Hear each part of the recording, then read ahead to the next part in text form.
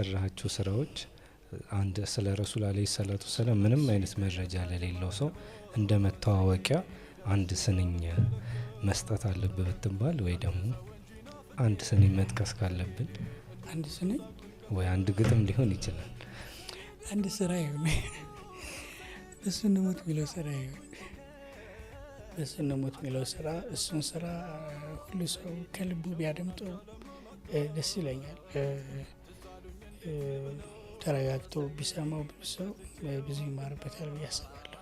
ብዙ ነገር ያገኝበታል ብዬ አስባለሁ። ሁሌ የምለው ነገር አለ ስገልጽ ስጽፍ እኔ ጤዛ አድርጌ በምጽፈው ላይ ሀይቅ እንደሚያገኙ አሉ የሚያገኙ ከነሱ ጉብዝና ከኔ ሳይሆን እኔ አጥብቤ በሰራሁት ሰፊ ሆነው የሚመለከቱ ሰፊ ነገር የሚያገኙ በሰፊው የሚረዱት ብዙ አሉና እንደዛ ይሆኑበታል ብዬ አስባለሁ።